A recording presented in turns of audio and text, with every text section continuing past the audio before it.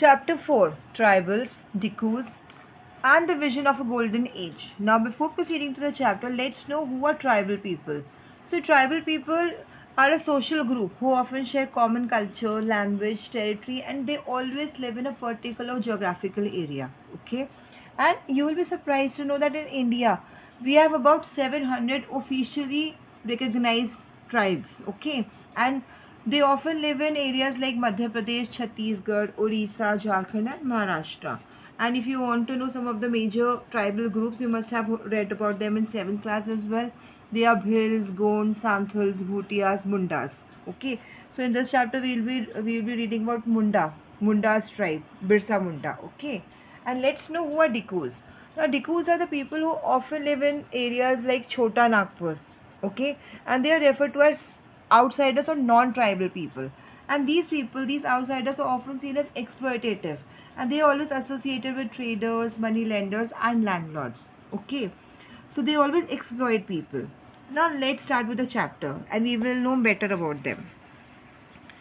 In 1895, a man named Birsa was seen roaming the forests and villages of Chota Nagpur in Jharkhand. People said he had miraculous powers. He could cure all diseases and multiply grain. Birsa himself declared that God had appointed him to save his people from trouble, free them from the slavery of Dikus, outsiders. Soon thousands began following Birsa, believing that he was a Bhagwan, God, and had come to solve all their problems. Birsa was born in a family of Mundas, a tribal group that lived in Chota Nagpur. But his followers included other tribals of the region, Santhals and Aryans. All of them in different ways were unhappy with the changes they were experiencing and the problems they were facing under British rule. So they were happy and they wanted to do something about the British rule. Their familiar ways of life seemed to be disappearing, their livelihoods were under threat, and their religion appeared to be in danger. Now, what problems did Birsa set out to resolve? Who were the outsiders being referred to as Dikus, and how did they enslave the people of the region? What was happening to the tribal people under the British? How did their lives change? There are some of the questions you will read about in this chapter. Now, let's see this figure 1. Women of the Dongriya Kandha tribe in Orissa wade through the river on the way to the market. Okay. Now I'm here. You have read about tribal societies last year. Most tribes had customs and rituals that are very different from those laid down by Brahmanas. They have their own, not tribal people, they have their own culture, their own traditions. They don't follow what we people follow. Okay. That is why they are different. So these societies also did not have sharp social divisions that were characteristics of caste societies. Okay. So they do not believe in caste, all are equal here. All those who belong to the same tribe thought of themselves as sharing common ties of kinship. What is kinship? Kinship is friendship, brotherhood. Okay. However, this did not mean that there were no social and economic differences within tribes. Now, how did tribal groups live? By the 19th century, tribal people in different parts of India were involved in a variety of activities. Some were jhum cultivators. Now, some of them practiced jhum cultivation, that is shifting cultivation. Okay. Now, you must have read about shifting cultivation also in geography last year. This was done on small patches of land, mostly in forest. Now, how this is done? The cultivators will cut the tree tops to allow sunlight to reach the ground and burn the vegetation on the land to clear it from cultivation. They spread the ash from the firing, which contain potash, to fertilize the soil. They use the axe to cut trees and the hoe to scratch the soil in order to prepare it for cultivation. They broadcast the seeds, that is, scattered the seeds on the field instead of plowing the land and sowing the seeds. Once the crop was ready and harvested, they moved to another field.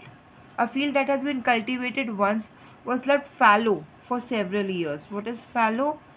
Fallow is a field left uncultivated for a while so that the soil recovers fertility. It is left barren for some time and then the soil recovers its fertility. Shifting cultivators are found in the hilly and forested tracts of northeast and central India. The lives of these tribal people depended on free movement within forests and on being able to use the land and forest for growing their crops. That is the only way they could practice shifting cultivation. Now, some were hunters and gatherers. Okay, in many regions, tribal groups lived by hunting animals and gathering forest produce. They saw forests as essential for survival. The Khons were such a community living in the forests of Orissa. They usually live in the forest, right? And which is apart from our cities and towns. Okay, so they always live in a particular geographical area, mainly in the forest. So the Khons, they live in the forest of Orissa. They regularly went out on collective hunts and then divided the meat amongst themselves. They ate fruit and roots collected from the forest and cooked food with the oil they extracted from the seeds of the sal and mahua. Now sal is a tree and then mahua is a flower that is eaten or used to make alcohol. Okay. They use many forest shrubs and herbs for medicinal purposes and sold forest produce in the local market. The local weavers and leather workers turned to the khons when they needed supplies of kusum and palash flowers to color their clothes and leather. Palash is a pink color flower, okay? And then supplies of kusum and palash flowers to color their clothes and leather. Now before proceeding to the next page, let's read this figure 2. This is Dongriya Kandha women in Orissa take home pandanus leaves from the forest to make plates. They will make plates out of it. Now, from where did these forest people get the supplies of rice and other grains? At times, they exchanged goods, getting what they needed in return for the valuable forest produce. At other times, they bought goods with the small amount of earnings they had. Some of them did odd jobs in the villages, carrying loads or building roads, while others labored in the fields of peasants and farmers. When supplies of forest produce shrank, tribal people had to increasingly wander around in search of work as laborers because they have to earn money, they have to eat food. Okay. So when the supplies of the forest produce shrank, so now these people have to wander around in search of work as laborers. But many of them, like the Baigas of central India, were reluctant to do work for others. The Baigas saw themselves as people of the forest who could only live on the produce of forest. It was below the dignity of a Baiga to become a laborer. Okay? And these tribes, they mostly live in central India, particularly in Madhya Pradesh and Chhattisgarh. Okay, and they have a very close connection to their forest produce only. The tribal groups often needed to buy and sell in order to be able to get the goods that were not produced within the locality. This led to their dependence on traders and money lenders. Now the traders and money lenders are coming in picture. Now when traders and money lenders will come, then only Dikkus will also come in the picture. Okay. Now let's see how. This led to the dependence on traders and money lenders. Traders came around with things for sale and sold the goods at high prices. Money lenders gave loans with which the tribals met the cash needs, adding to what they earned. But the interest charged on the loans was usually very high.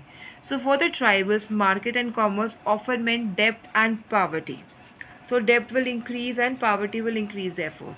They therefore came to see the money lender and trader as evil outsiders and the cause of their misery. Okay. Some herded animals. Now some herded animals. Many tribal groups lived by herding and rearing animals. They were pastoralists who moved with their herds of cattle or sheep according to the seasons. Now, who are pastoralists? They are a sheep or a cattle farmer. Okay. So, when the grass in one place was exhausted, they moved to another area. Why exhausted? Because the cattle will graze it. Okay. So that is why the grass is exhausted and now they have to move with the cattle to another area because the cattle needs grass to graze. The Van Gujars of the Punjab hills and the Lavadis of Andhra Pradesh were cattle herders, and the Gaddis of Kulu were shepherds, and the Bakarwals of Kashmir reared goats. So you will read more about them in your history books next year. Now you have to, children, please learn all these tribes' names, like Gaddis of Kulu were shepherds, then Van Gujars of Punjab, then Lavadis of Andhra Pradesh, then and Bakarwalas of Kashmir. Please learn all these. Okay. Now let's read the source one. A time to hunt, a time to sow, a time to move to a new field. Have you ever noticed that people living in different types of societies do not share the same notion of work and time? The lives of the shifting cultivators and hunters in different regions were regulated by a calendar and division of tasks for men and women. So now by calendar they want to tell you that they used to do the agricultural activities according to the Hindu calendar months. Okay. So let's read. Verrier Elwin, a British anthropologist who lived among the Baigas and Khons of central India for many years in the 1930s and 1940s, give us a picture of what this calendar and division of tasks was like. So he writes, in Chet, women went to clearings to cut stalks that were already reaped. Men cut large trees and go for the ritual hunt. The hunt began at full moon from the east. Traps of bamboo were used for hunting. The women gathered fruits like sago, tamarind, and mushroom. Baiga women can only gather roots or kanda and mahua seeds. All of the Adivasis in central India, the Baigas were known as the best hunters. In Baisakh, the firing of the forest took place. The women gathered unburned wood to burn. Now, because why they need wood? Because they used to do shifting cultivation. Men continued to hunt but nearer their villages. In Jeth month, sowing took place and hunting still went on. From Asad to Bhado, the men worked in the fields. In Kuar, the first fruit of beans were ripened, and in Kartik, Kutki became ripe. In Aghan, every crop was ready, and in Pus, winnowing took place. Pus was also the time for dances and marriages. In Magh, shifts were made to new bewards, and hunting gathering was the main subsistence activity. The cycle described above took place in the first year. In the second year, there was more time for hunting as only a few crops had to be sown and harvested. But since there was enough food, the men lived in the bewards. It was only in the third year that the diet had to be supplemented with the forest products. Now, this figure 4, a Santhal girl carrying firewood, Bihar 1946. Children go with their mothers to the forest to gather forest produce. Some took to settle cultivation. Even before the 19th century, many from within the tribal groups had begun settling down and cultivating the fields in one place year after year instead of moving from place to place. So they were fixed. They began to use the plough and gradually got rights over the land they lived on. In many cases, like the Mundas of Chota Nagpur, the land belonged to the clan as a whole. Clan is a community. All the members of the clan were regarded as descendants of the original settlers who had first cleared the land. Therefore, all of them had the rights on the land. Very often, some people within the clan acquired more power than others. Some became chiefs and other followers. Powerful men often rented out the land instead of cultivating it themselves. British officials saw settled tribal groups like the Gonds and Santals as more civilized than hunter-gatherers or shifting cultivators. Those who lived in the forest were considered to be wild and savage. They needed to be settled and civilized. How did colonial rule affect tribal lives? Now, the lives of tribal groups changed during British rule. Let us see what these changes were. What happened to the tribal chiefs? Before the arrival of the British, in many areas the tribal chiefs were important people. They enjoyed a certain amount of economic power and had the right to administer and control the territories. In some places, they had their own police and decided on the local rules of land and forest management. So, see, they have the everything. They have the police as well. They have the chiefs. They have their own set of rules and regulations. Under British rule, now when the British rule came, the functions and powers of the tribal chiefs changed considerably. Now, British took everything on their hands, right? So they were allowed to keep the land titles over a cluster of villages and rent out lands.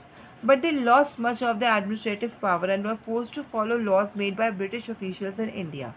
They also had to pay tribute to the British, a kind of tax, money, and discipline the tribal groups on behalf of the British. They lost the authority they had earlier enjoyed amongst their people and were unable to fulfill their traditional functions.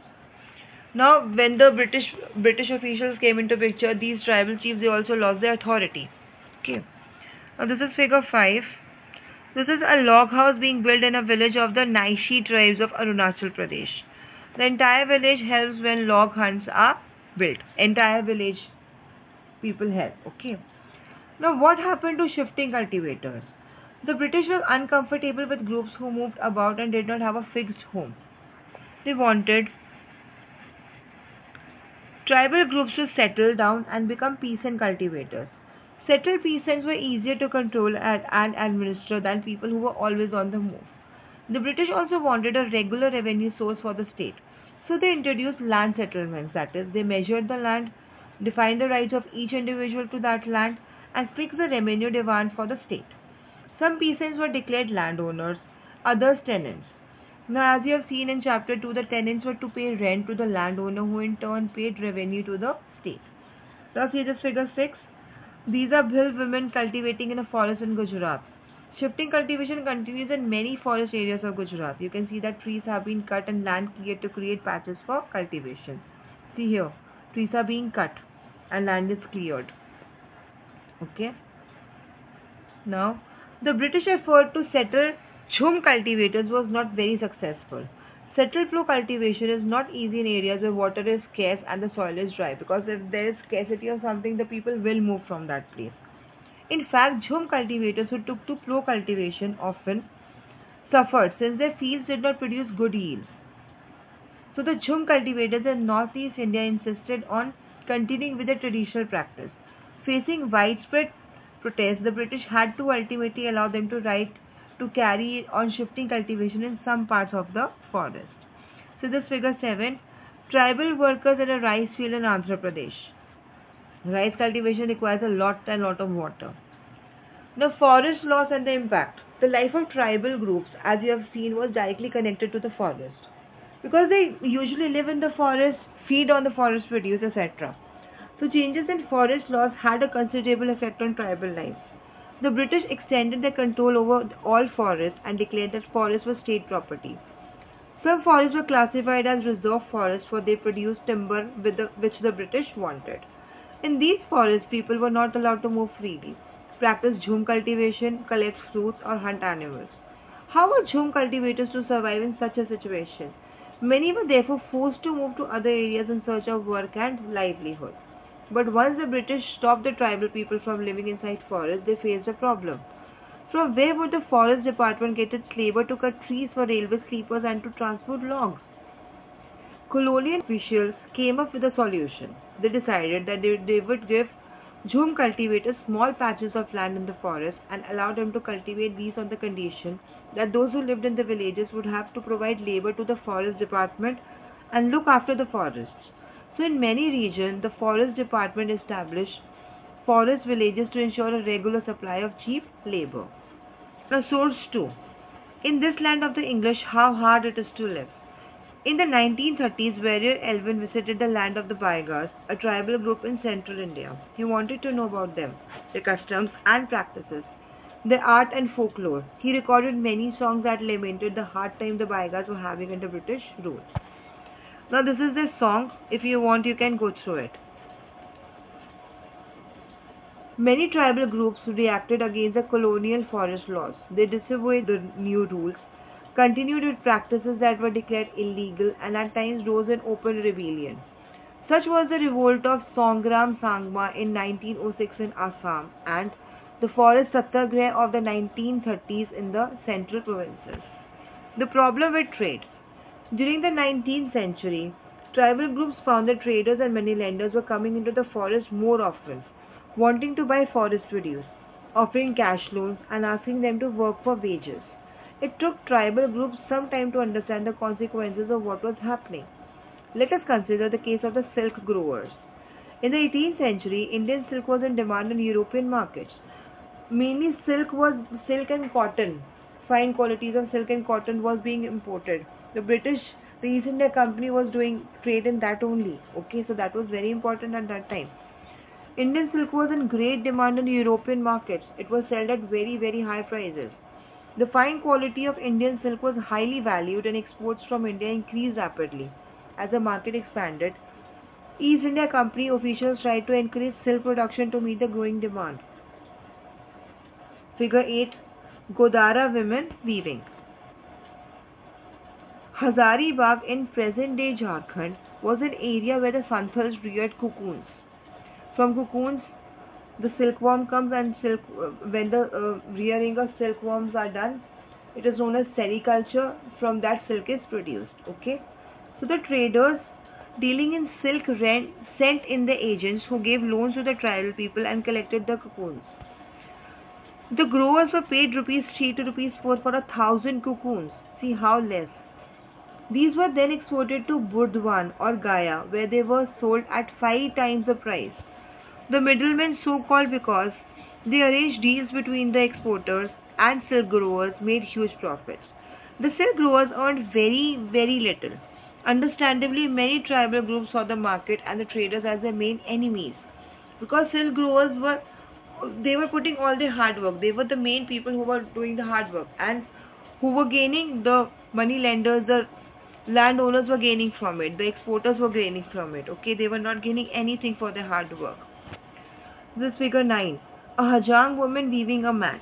For women, domestic work was not confined to the home. They carried their babies with them to the fields and the factories, so they have to work at the fields as well.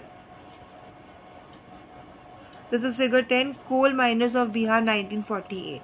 In the 1920s, about 50% of the miners in the Jhari and Raniganj coal mines of Bihar were tribal. Work deep down in the dark and suffocating mines was not only back-breaking and dangerous, it was often literally killing. In the 1920s, over 2,000 workers died every year in the coal mines in India. Why coal? Why they were dying? Because of the carbon being produced. Okay, because when the coal is burned, mainly carbon dioxide gas is produced, which is very harmful, which is dangerous. Okay. Now the search for work. The plight of the tribals who had to go far away from their homes in search of work was even worse. From the late 19th century, tea plantations started coming up and mining became an important industry.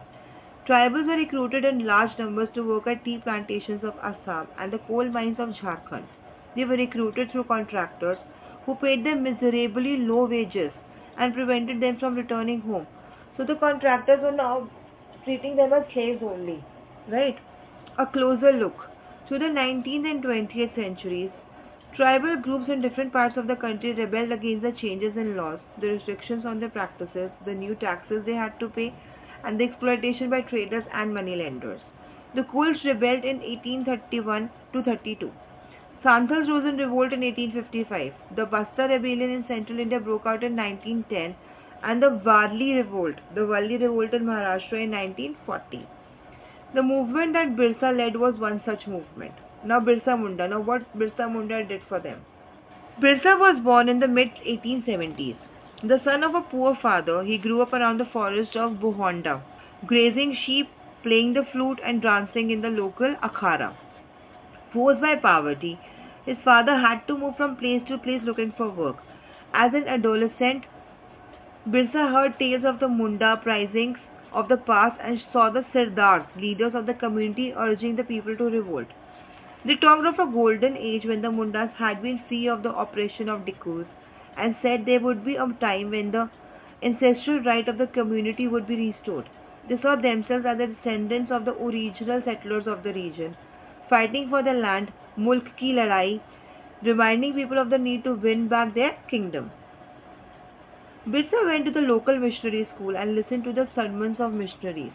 The two he heard it said that it was possible for the Mundas to attain the kingdom of heaven and regain their lost rights. This would be possible if they become good Christians and gave up their bad practices. Later, Birsa also spent some time in the company of a prominent Vaishnav preacher, who is a Vaishnav, worshippers of Vishnu. He wore the sacred thread and began to value the importance of purity and piety. Birsa was deeply influenced by many of the ideas he came in touch with in his growing up years. His movement was aimed at reforming tribal society. He wanted to completely change the tribal society. He wanted to bring a reform. He urged the Mundas to give up drinking liquor, clean their village, and stop believing in witchcraft and sorcery. Okay. So what is witchcraft and sorcery? Witchcraft and sorcery are black magic. Okay. So he asked the people to give up drinking liquor, clean their villages, and stop doing those black magic. Okay. But we must remember that Birsa also turned against missionaries and landlords. He saw them as outside forces that were ruining the Munda way of life. In 1895, Birsa urged his followers to recover their glorious past. He talked of a golden age in the past, a Satyug, the age of truth, when Mundas lived a good life, constructed embankments, tapped natural springs, planted trees and orchards, practiced cultivation to earn their living. They did not kill their brethren and relatives. They lived honestly. Birsa also wanted people to once again work on their land, settle down and cultivate their fields. What worried British officials most was that political aim of the Birsa movement, for it wanted to drive out missionaries, moneylenders, landlords and the government and set up a Munda Raj with Birsa at its head.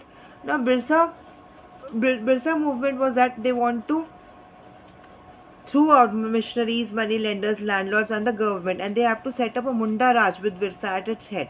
Okay, so they want to set up Munda Raj means they wanted to set the government where Munda Raj will be implemented, right? The movement identified all these forces as the cause of the misery that Mundas were suffering.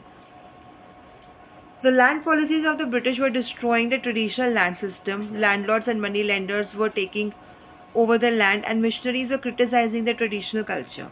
As the movement spread, the British officials decided to act. They arrested Birsa in 1895, convicted him on charges of rioting, and jailed him for 2 years. When Birsa was released in 1897, he began touring the villages to gather support. He used traditional symbols and languages to rouse people, urging them to destroy Ravan, Dikus, and the Europeans, and establish a kingdom under his leadership. Birsa's followers began targeting the symbols of Diku and European power. They attacked police stations and churches and raided the property of moneylenders and zamindars. They raised a white flag as a symbol of Birsa Raj. See, here you can see postal stamp issued in memory of Birsa Munda. In 1900, Birsa died of cholera and the movement faded out.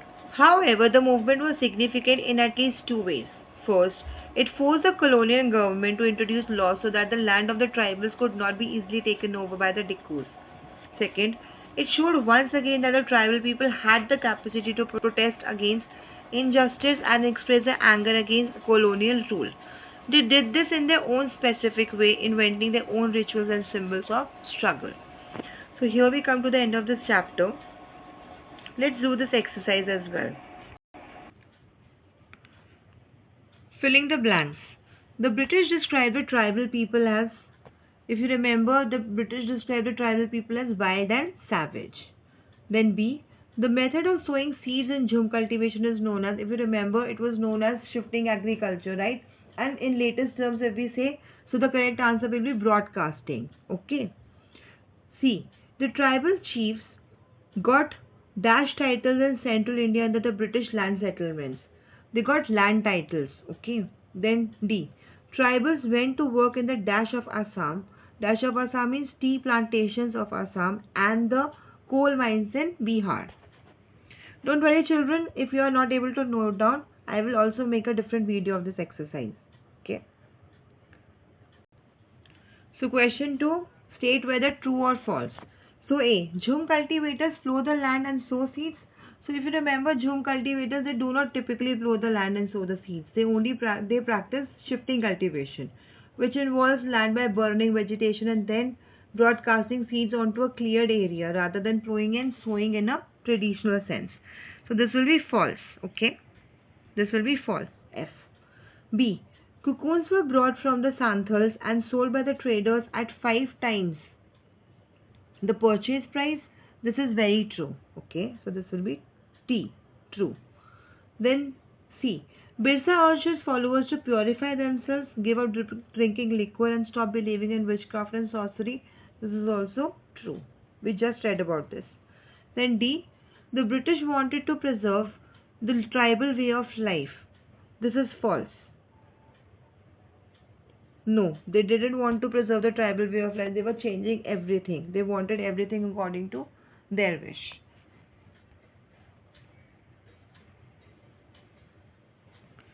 Now these are the questions. I will make a separate video and I will let you know the answers of all this back exercise. Okay. So here we come to the end of this chapter. So children, how quickly, in just 28 to 27 minutes, we have completed this chapter. Okay. So I hope this will be very useful to you. Thank you.